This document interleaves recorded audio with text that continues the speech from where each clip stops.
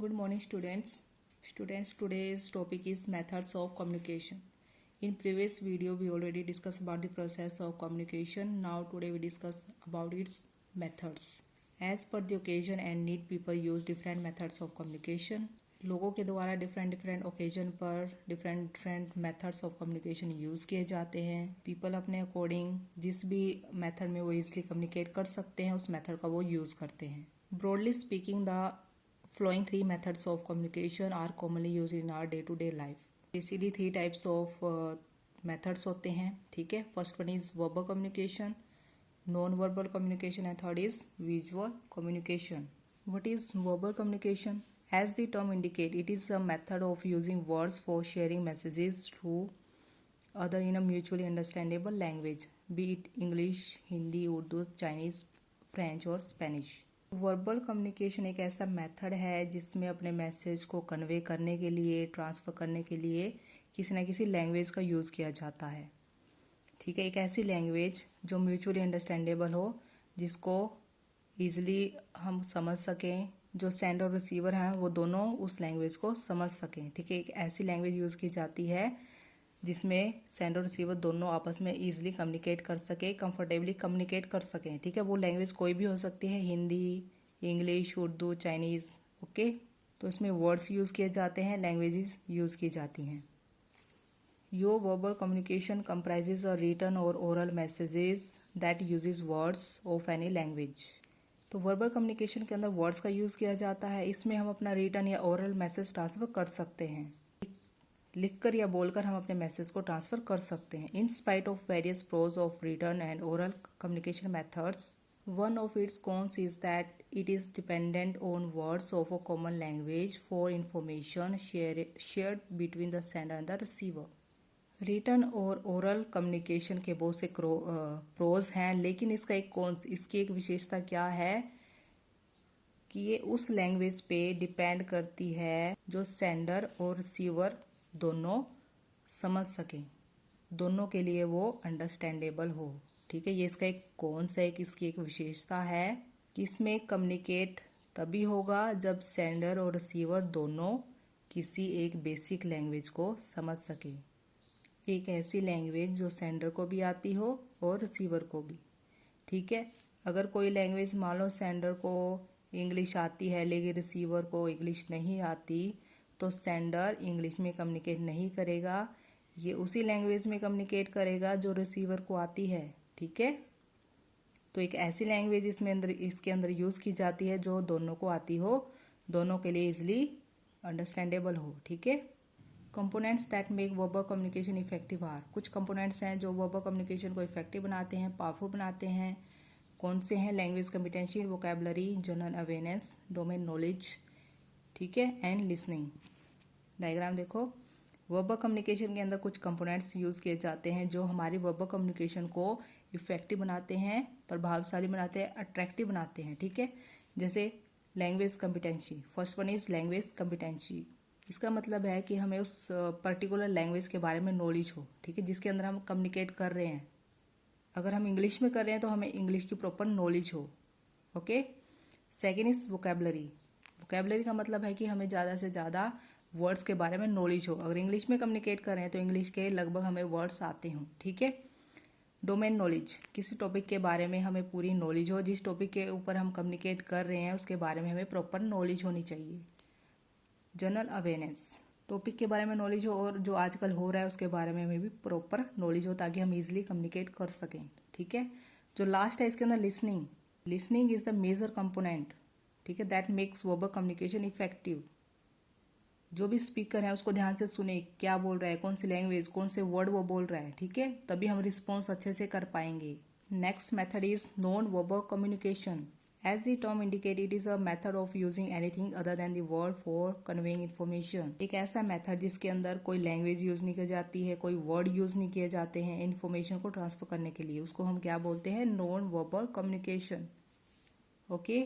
इसके अंदर language words पर ध्यान नहीं दिया जाता. Your non-verbal communication comprises the gesture and posture of your body language and support your oral communication. इसके अंदर हमारी जो बॉडी लैंग्वेज है उस पर फोकस किया जाता है, हमारा पोस्चर, हमारा गेस्चर, उस पर फोकस किया जाता है, हम कैसे बोल रहे हैं, हमारे फेस एक्सप्रेशन क्या है, हमारा आई कांटेक्ट कैसा है, हमारी साउंड टोन कैसी है, इन चीज़ों पर फोकस किया जाता है बजाय लैंग्वेज और वर्ड्स के। ओके, अब गेस्चर और posture. Gesture means movement of body part and posture means whole body. ठीक है, movement of whole body. According to Dr. Albert Mervyn, one of the pioneers in the field of body language, spoken words only account for 7% of what a listener perceives. The remaining 93% originates from non-verbal cues such as speaker's body language and vocalics of the or the tones employed in the delivery of the words. Doctor Albert Mehrabian ने क्या बोला है, ये पहले body language के ऊपर study करने वाले डॉक्टर साइंटिस्ट थे। ठीक है, इन्होंने क्या बोला है कि जब भी हम कोई स्पीच देते हैं किसी लैंग्वेज में या वर्ड्स बोल रहे हैं तो उस टाइम पर जो लिसनर होते हैं, जो हमारी ऑडियंस होती है, वो ओनली 7% ही हमारे वर्ड्स पर फोकस करती है। ठीक है, बाकी 93% वो हमारे बॉडी लैंग्वेज पर, ठीक है, 93% हमारी बॉडी लैंग्वेज पर फोकस करती है। 93 भी डिवाइड हो गया, 55% बॉडी लैंग्वेज पर हो गया और 38% हमारे वर्ड्स की डिलीवरी कैसे है, हमारी साउंड कैसी है। ठीक है, हम स्लो बोल रहे हैं, फास्टली बोल रहे हैं, इसके ऊपर हमारी स्पीच डिपेंड करती है। ठीक है, तो हमारी बॉडी लैंग्वेज इसमें फोकस किया जाता है, बॉडी लैंग्वेज पर, गेस्चर पर, पोस्चर पर। हमारे फेस एक्सप्रेशन कैसे हैं, टोन ऑफ वॉइस कैसी है। ठीक है, इन चीज़ों पर फोकस किया जाता है। मैसेज डिलीवर करते टाइम हमारा आई कांटेक्ट कैसा है, हमारे फेस एक्सप्रेशन कैसे हैं। ठीक है, ये सब चीज़ें हमारे जो विजुअल क्यूज़ हैं उस पर ध्यान दिया जाता है। तो नॉन वर्बल कम्युनिकेशन के अंदर भी कुछ कंपोनेंट्स हैं जो इसको इफेक्टिव बनाते हैं। वो कौन कौन से हैं? बॉडी लैंग्वेज, हमारी बॉडी मूवमेंट कैसी है। ठीक है, जब भी हम कोई मैसेज डिलीवर करते हैं उस टाइम पर। सेकंड इज प्रोक्सीमिक्स, फिजिकल स्पेस हम कैसे यूज़ कर रहे हैं हमारी ऑडियंस के बीच में, और हमारे बीच में स्पेस कितना है, ये मैटर करता है during communication. Third one is kinesics, body part की मूवमेंट, जैसे हैंड्स मूवमेंट होगी, हेड मूवमेंट हो गई। ठीक है, बॉडी लैंग्वेज से अलग है किनेसिक्स, ये पूरी होल बॉडी आ गई इसके अंदर, और किनेसिक्स बॉडी पार्ट की मूवमेंट हो गई। Next one is olfactics, this is sense of smell. ठीक है, haptics, it refer to communicating our emotions, emotions के साथ कम्युनिकेट करना। क्रोनेमिक्स, टाइम पर अपना मैसेज डिलीवर करना, पूरा डिसिप्लिन मेंटेन करके रखना।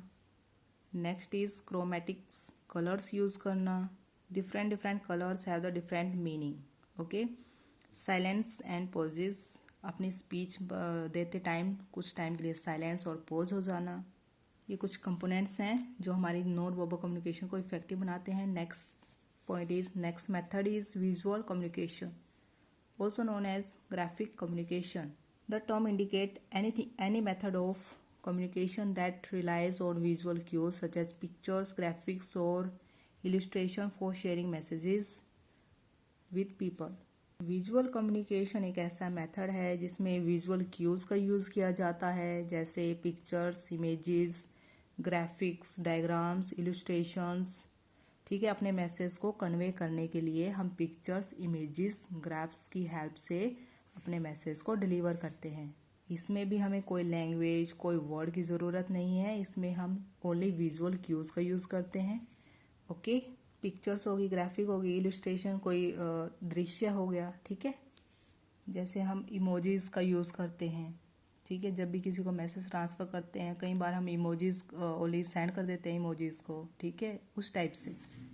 The creative minds that create visual images make use of colors, textures, contours, and shape that communicate not just messages but also emotions, attitude, experience, lifestyle and concept.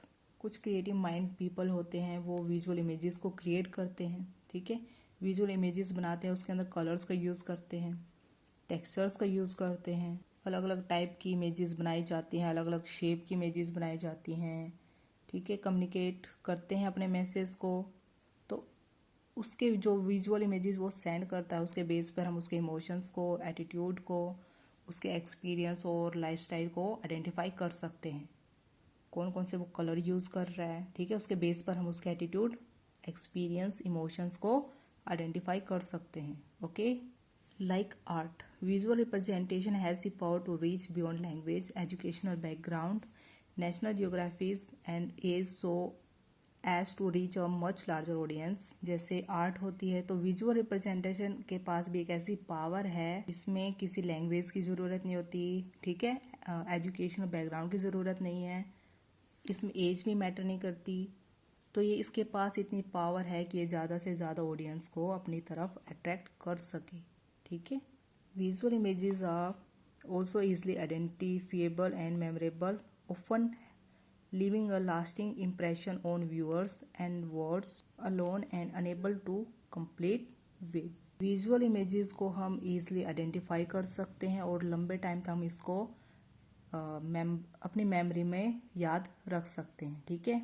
लंबे time तक हम visual images को याद रख सकते हैं। जो भी ऑडियंस हैं, जो भी व्यूअर्स होते हैं, उनके माइंड पर जो विजुअल इमेजेस होती हैं, पिक्चर्स होती हैं या डायग्राम्स होते हैं, उसके ज़्यादा इफ़ेक्ट पड़ता है बजाय वर्ड्स के, ठीक है। वो वर्ड्स को इतना ईजिली लर्न नहीं कर पाते, ना ही लंबे टाइम तक उसको याद रख पाते हैं, लेकिन वो पिक्चर्स को, इमेजेस को लंबे टाइम तक लर्न करके रख सकते हैं, याद रख सकते हैं, ठीक है।